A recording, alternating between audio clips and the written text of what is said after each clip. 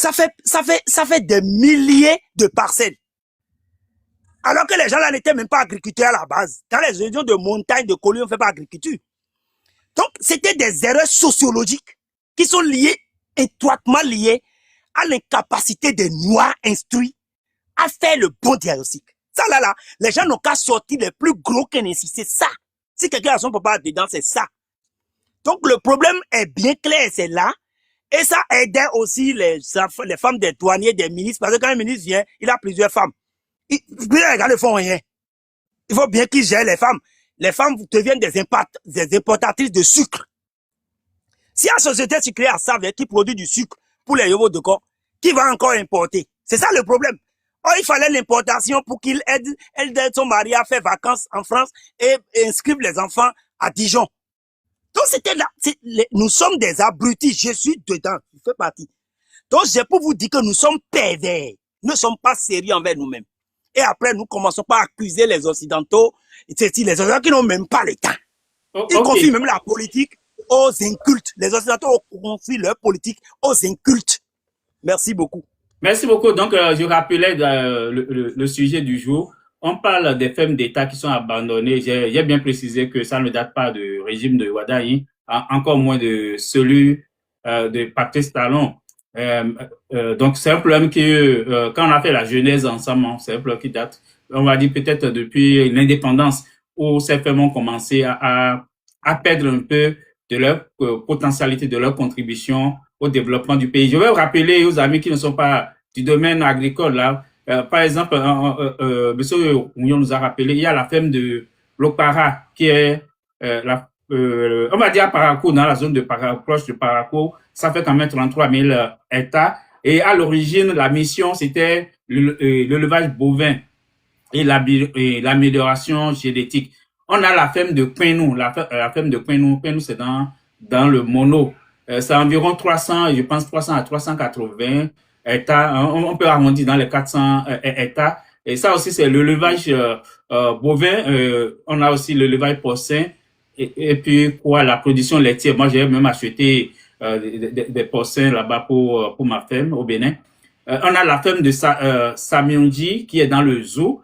C'est proche de Zandianando, pour ceux qui connaissent un peu le zoo. Près de 3 000 à 4 000 hectares. Ça aussi, on a l'élevage bovin, la production laitière et puis la culture atelier. Vous savez, au nord, quand on veut faire labourer le champ, on a besoin de la culture atelier.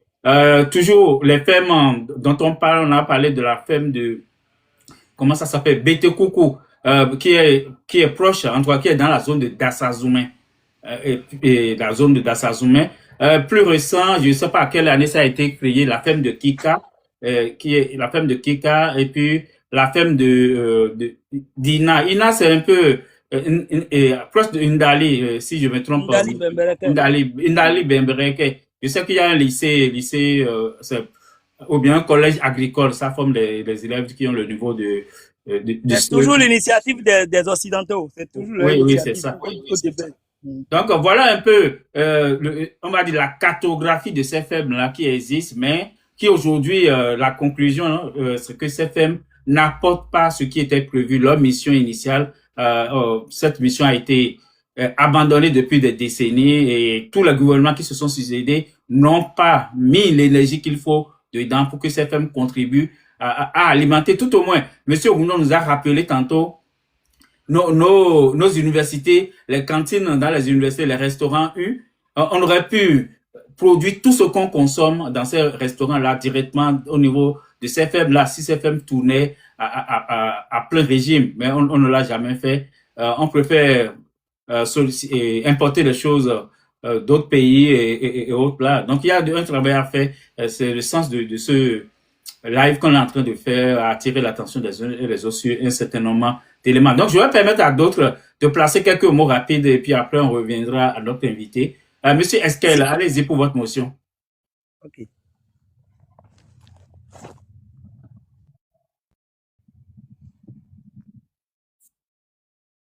Oui, allez-y, on vous écoute. Votre micro est fermé, monsieur Esquel.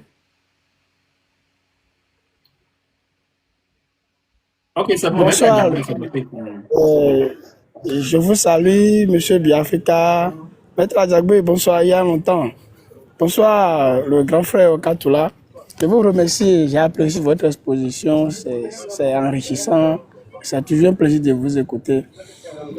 Alors, j'ai suivi, pas au début, mais j'ai quand même, je crois avoir écouté l'essentiel de tout ce qui a été dit. Et il y a une chose que j'aime chez le maître Adjagbe, comme le disait l'un de nos professeurs, le disait à l'un de nos anciens bâtonniers, quand il commence par dire non, il finit toujours par dire oui. Je ne vois pas en quoi son développement n'est pas éloigné du développement de M. Katoula. C'est tous, on fait la politique. Dans tout ce que nous faisons, il y a toujours de la politique. Maintenant, si c'est peut-être parce que le grand frère Katoula prend l'habitude de dénoncer les auteurs, je crois qu'on doit les dénoncer. S'il les dénoncer, excusez-moi, je suis au bord de la voie, hein. S'il est dénoncé paraît comme pas éthique, bon, je pense que si le manque d'éthique a commencé quelque part, c'est de la part de ceux qui ont commencé par violer les règles. Et donc, c'est un peu ça. Pour l'affaire Kovas, je crois que Maître Adjagbe a dit que c'était pour l'affaire Kovas qu'on avait utilisé les choses. Moi, selon l'histoire que j'ai entendue de la part du ministre qui était le gouvernement, le monstre à trois têtes, de ses propos, le coup d'état du général Mathieu Créco avec le capitaine Aïkoué à l'époque avait été organisé dans le but de sauver la tête je crois bien, de Maurice Condé qui avait été condamné à mort. Donc, effectivement, comme vous l'avez dit, ce n'était pas un coup d'état qui était organisé dans le but de faire une révolution. Les gens sont venus au pouvoir et après ils ont commencé par faire la révolution. Mais, Monsieur comme vous l'avez également vous m'entendez? Oui. Oui, on ne va pas trop traîner sur ce sujet-là parce que ce n'est pas le sujet principal. C'était des parenthèses. Non, je suis en train de chuter là-dessus déjà. Revenons dans le sujet même, quoi. Oui. Ok, allez-y. Je suis en train d'aller dans le vif du sujet. Donc, je disais juste que sous la révolution là en question, il y a beaucoup de choses qui ont été abordées concernant comment l'appelle-t-on, le levage, l'agriculture et tout.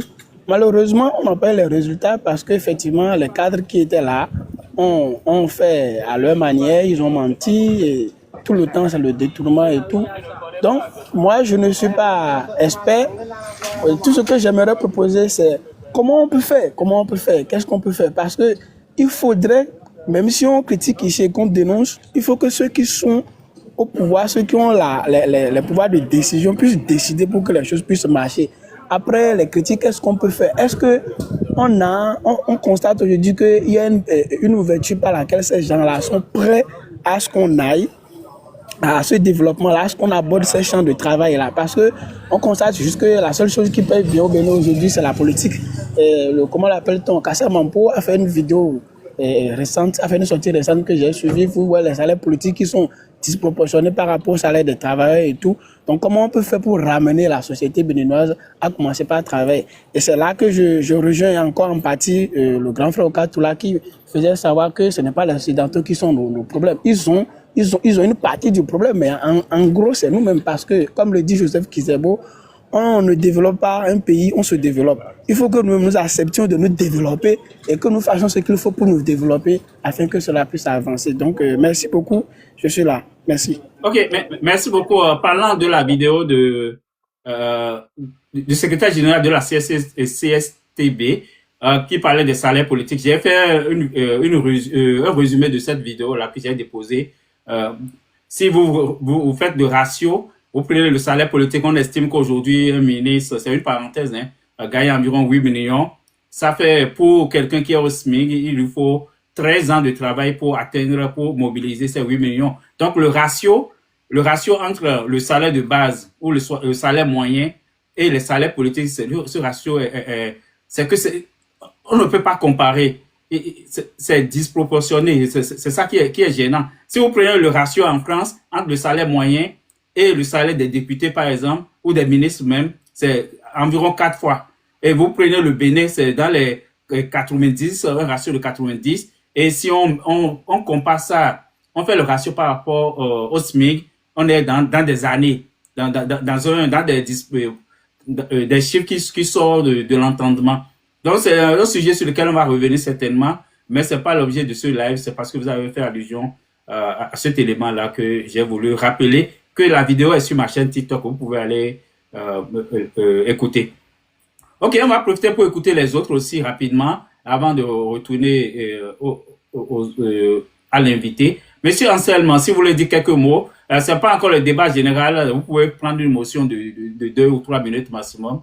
Monsieur Anselme, est-ce que vous êtes là? Non, non, moi, je ne voudrais pas dire des mots quelconques. Moi, j'étais juste monté pour poser des questions au Okatoula pour qu'il puisse nous éclaircir dans certains sujets. Ok, La donc je reviens première à question. vous. Oui. Non, attendez, d'abord, je vais revenir à vous pour vos questions alors, au moment où je vais redonner la Ok. parole à l'invité. Oui, je reviens à vous, je n'oublie pas. Monsieur Le Courage, est-ce que vous avez des questions ou bien une motion? Aucune question. Vous avez des questions aussi, c'est ça? Non. Non? Ok, c'est bon. Vous pouvez fermer votre micro d'abord. Monsieur Mario, est-ce que vous êtes là? Je pense que Mario Lehmann. Monsieur Mario, est-ce que vous m'entendez? Vous pouvez ouvrir votre micro. Ok, il n'est pas encore prêt. Il reste un dernier. Ok, il vient de monter. Ok, monsieur Anselme, posez vos questions alors, et puis on va avancer. J'avais un mot à Oui. dire. Oui, il a compris, oui. La première question que j'aimerais poser est que, avec tout le développement qu'il a pu faire, quelle approche de solution il peut nous proposer, parce qu'il a dit qu'il est technicien du domaine, pour qu'on puisse résoudre ce problème. Parce que nous, le Bénin, les produits agronomes, même dans le secteur de l'élevage, nous voyons que le Bénin dépend trop d'importations dans ce domaine. Quelle proposition il peut nous faire pour qu'on ait une politique interne chargée sur la bonne gouvernance dans le secteur de l'agriculture? La seconde question est que ces fermes d'État-là peuvent-ils réellement contribuer au développement agricole de notre nation, parce que parmi les départements du Bénin, nous voyons qu'il y a certaines zones où l'agriculture n'est pas très répandue, et là, certaines zones où l'agriculture est plus répandue. Qu'est-ce que ces fermes d'État peuvent-ils apporter à la population si elles sont réattribuées dans leur bon fonctionnement? Merci. Ok, merci beaucoup. Donc, monsieur Rougnon, vous pouvez répondre rapidement à ces deux questions. Oui, allez-y. Vraiment, merci beaucoup. Vous m'entendez? Oui, très bien, oui. Ah, je remercie infiniment tous ceux qui ont posé des questions, qui ont apprécié, hein, malgré que ma communication est celle de la rue. Vous m'en excusez parce que moi, je suis de la rue. et, vraiment, c'est le plus important. Je vous assure, c'est le plus important. Et on va faire le diagnostic, on connaît le problème, mais quelle est la solution? Parlant de solution, par exemple, je disais de façon primitive, là, au début de mes trucs, dans mon développement, que je vais partir du haut, quoi, pour revenir à ce qu'on a proposé au gouvernement, là, qui était là, de 2016 à 2021, 2022. C'est même écrit dans le PAG, hein, ce que je vais vous dire après. Tout est écrit dans le PAG. Je n'ai pas pris un seul sou. C'est à 2 milliards qu'ils ont fait cette partie-là, du 14 juin 2021 au 10 décembre 2021. Vous voyez, le 7 décembre, j'étais au ministère du cadre de vie, on a présenté. C'est les Français qu'ils ont appelé pour faire. Ce que je vais vous dire là comme solution, je l'ai mis. Donc, si c'était faux, ils vont pas mettre ça dans le péage. C'est vrai qu'ils n'ont pas trop utilisé ça. Ils espèrent vouloir utiliser ça après. Romia Wada a commencé par sortir certains. Alors, déjà au début, quand moi j'ai fini mon ingénieura, en 2008, je vous ai dit que déjà en 2007, avant de finir mon ingénieura, ils ont lancé MCA sous Yaïboni. Et ils ont dit que les Américains ont cotisé de l'argent, MCA, des milliards. Et ils sont allés dans le secteur agricole. Et ils ont laissé la place à l'élevage. Et moi, je suis allé passer avec ma moto Sanili là, de de Kandi, Banikwara, Somsoro, j'ai pris part dans tous ces endroits. Je suis pas allé à Djougou, dans la Takora. Et j'ai créé des coopératives moi-même avec des Peuls et des Bariba. Et on s'est entendu, j'ai rédigé le projet. Le projet s'appelle RUD. RUD. Comme on dit, lit quoi. Mais en réalité, c'est un réseau d'élevage, récupération du moins des animaux d'élevage domestiques en divagation dans les centres urbains. Récupération, c'est ça le R. L'idée c'était quoi? L'idée c'était que nous avons des bêtes que quand vous voyez décembre venir, les gendarmes lancent les prisonniers dans la ville et on arrête des animaux. Ils arrêtent, à Parakou, j'avais vu, ils ont arrêté 200 pour nourrir les prisonniers. Il n'y a rien de rationnel dedans. Je dis mais ces animaux-là normalement, ces bêtes d'élevage, qui sont des bêtes qui appartiennent à nos communautés, nos parents, nos papas, nos mamans. Et c'est parce qu'on est resté dans une société traditionnelle alors qu'on est en train d'aller à l'école moderne. Et ces parents qui ont ces bêtes-là, on va dire c'est culturel, ouais, c'est le village, mais Parakou n'est pas une ville, par exemple. N'est pas un village, c'est une ville. Donc, si on retrouve ces animaux-là en ville, on peut mettre en place un autre système où on achète l'animal au poids vif. On donne d'abord motion de 3 mois à la radio FM de ceci, cela. On achète, on leur dit, si vous voulez avoir des animaux d'élevage chez vous, dans votre maison qui est privée là, faites-le bien, protégez vos animaux pour que ça n'aille pas dans la rue. Soit allez chercher une subvention à la banque, l'État va mettre des subventions, et élevez bien votre bête d'élevage. Parce que la bête d'élevage n'est pas faite pour la route, elle n'est pas faite pour déambuler, pour faire ce qu'ils appellent, et ils ont un nom, déambuler quoi.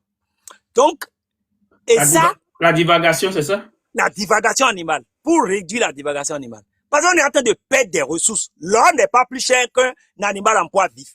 On a comme l'impression que c'est l'or, l'uranium. Non, non, non. C'est l'animal vif qu'on a abandonné. Dans la ville, qui traverse la route, des ovins, des caprins, qui sont obligés d'apprendre le code de la route, qui doivent prendre la responsabilité de se nourrir, même de porter les enfants, de faire l'amour, et ils sont responsables alors que l'humain qui les a n'est pas responsable. Donc, elle dit, mais ça là, ce n'est même pas dans la philosophie de l'élevage. Nos ancêtres ont commencé par domestiquer les animaux depuis.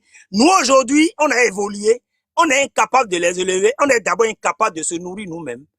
Et après, les animaux se retrouvent dans la route, dans les conflits avec les motos. Quand quelqu'un fait un accident avec un animal, il oublie que c'est l'animal qui l'a tué, il oublie même que l'accident là, c'est l'animal, il dit seulement à Ovibami. C'est du déni. Alors que c'est l'animal qui est en divagation, qui appartient certainement à quelqu'un. Parfois, ça n'appartient plus à personne parce que les enfants sont à l'université à Gomé-Caravi, le papa même est grabataire, il ne suit plus rien. Je dis, mais dans ce cas, c'est des ressources que nous payons. Cher professeur, vous êtes mon cours d'élevage et vous me faites faire les formules avec les appendices qui font tuer même le siècle. Du coup, on a ce problème-là. Regardez le nombre de personnes que les animaux ont tués à Parakou. Regardez la manière dont tout le temps environ dans nos amphis, les animaux déjettent partout parce qu'ils n'ont pas d'habitat. Et ils viennent dormir, puisque le campus n'était pas clôturé, ils viennent dormir sur le campus qui était déjà un éléphant blanc avant que nous ne vienne. Donc, est-ce que c'est pas le moment de récupérer les animaux sur le campus, calculer leur densité et voir s'il y a des propriétaires? S'il y a des propriétaires, nous allons leur dire ces sanctions. Prochainement, si on voit ces sanctions. Si tu ne peux pas élever, nous achetons ça au poids vif. On connaît le kilo d'un animal quand on va dans la boucherie. Donc, on va peser, on a des pesons au campus, non. Donc, on va acheter les animaux pour les élever au lieu de continuer à faire des formules de gain moyen quotidien. Et j'ai commencé avec mon prof. Il dit, ah, toi, tu es un gros rêveur. Hein. Au Bénin, ça ne marchera pas. Mon professeur titulaire d'élevage tropical épidémiologique, de la catastrophologie, de tout. Il me dit ça. Et j'ai rédigé, j'ai passé mes nuits pour ne pas apprendre de leçons pour faire ça. Et pour vous dire la base des choses. Alors que cet animal, ces animaux, si on les récupérait, on allait les nommer, on allait bien les élever, on n'est même pas au courant de quel animal les Tchatchangaman vendent. Est-ce que c'est volé? Est-ce que c'est animaux même maudits? On ne sait pas. Parce qu'on est dans des pays où il y a les vétérinaires qui font cours, ou bien qui sont ministres de factures multiples, présidents des élections, ministres de l'électricité pendant 5 ans, pendant que les animaux sont en divagation. Je dis, mais dans ce cas, quand est-ce qu'on aura du boulot? Or, les Tchatchangaman, les vendeuses de Moyo, les vendeuses d'Akassa, de Tevi, de Tchokoulou, de Yampilé, ils doivent tous être dans l'approvisionnement de la viande normée de qualité que nous connaissons et qui est élevée par nous. Mais c'est ça qui est en divagation. Ça, c'est le premier projet que j'ai proposé à MCA. Quand j'ai déposé le projet, facilité, ils ont dit. Est-ce que vous savez que c'est un collègue agronome qui m'a dit en 2012 que, oh, on a vu ton projet, on a étudié. Donc, tu n'es pas venu nous aider. Tu n'es pas venu mettre, on a vu ton projet, on a lu ça plusieurs fois. Mais puisque tu n'es venu rien dire, les gens ont même pris ça pour proposer encore comme projet. Parce que MCA, que les Américains ont cotisé de l'argent pour les Béninois inconscients, et dans MCA, ils sont payés à près de 350 000. Moi qui ai déposé le projet là, je dois venir encore donner, glisser quelques 500 000 pour qu'ils choisissent mon projet. Au même moment, j'ai ramené le même projet dans le gouvernement du docteur économiste international de la banque OAD, qui est devenu président là. Il a créé FNPEJ.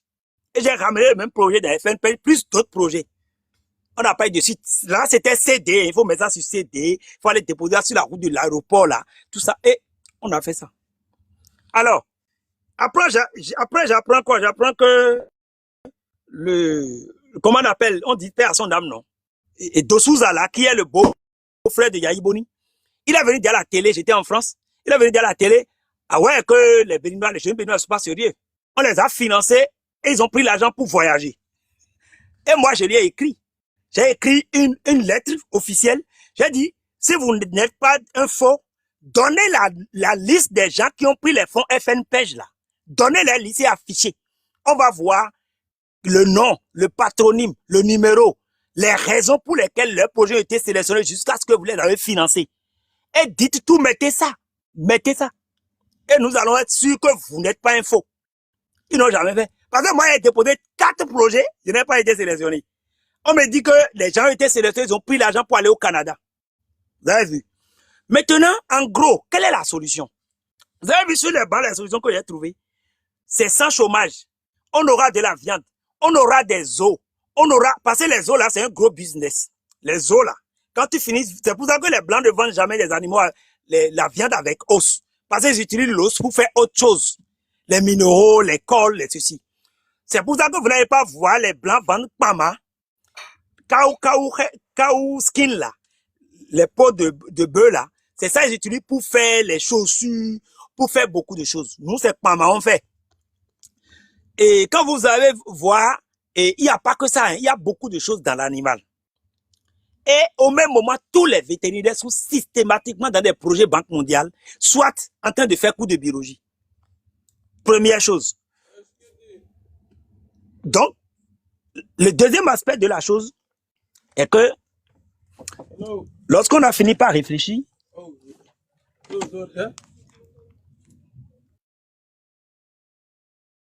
Ok, donc les amis, on est en train de parler de la situation des fermes d'hectares au Bénin. Donc, j'ai rappelé la liste tantôt. Et leur mission initiale, j'ai rappelé aussi. L'idée, en tout cas, c'est de voir est-ce que c'est possible aujourd'hui de relancer ces fermes d'État. Oui, oui, monsieur Rougnon, si vous pouvez continuer. Je suis là. Donc, c'est pour vous dire que, par exemple, il n'y a pas de solution qu'on puisse apporter si on n'est pas d'accord d'éditer le système agraire. Sans système agraire, il n'y a pas d'agriculture. C'est quoi le système agraire? Le système agraire, c'est un système qui norme tout ce qui est productif au niveau du paysage. On prend un paysage, je prends par exemple Djidja. On sait que de façon naturelle, Djidja c'est le grenier du zoo et on récite ça. Très bien. Le grenier du zoo, mais les champs là appartiennent à qui? Et comment est-ce qu'on va transporter les produits? Comment est-ce que les gens produisent? Est-ce que le monsieur se lève, il produit à sa guise et il vend à sa guise dans un marché qui n'est pas normé? Parce que quand vous prenez, par exemple, quelqu'un, vous allez à Djidja, vous passez par Boycon, vous allez à Djidja, vous voulez acheter du maïs. Il suffit de prolonger un peu votre voiture. Vous allez vers les villages là. Les gens quittent les villages et mettent le maïs sur la tête. Vous avez vu? Donc ça veut dire que l'État n'existe pas en fait. Il met le maïs sur la tête. L'État n'a même pas suivi comment il a fait tout l'itinéraire. Est-ce qu'il a fait esclavage?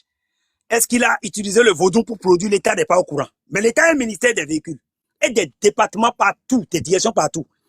Mais l'État n'est même pas au courant vraiment de comment la personne produit et avec quelle subvention. Pour que l'État soit au courant de la production, l'État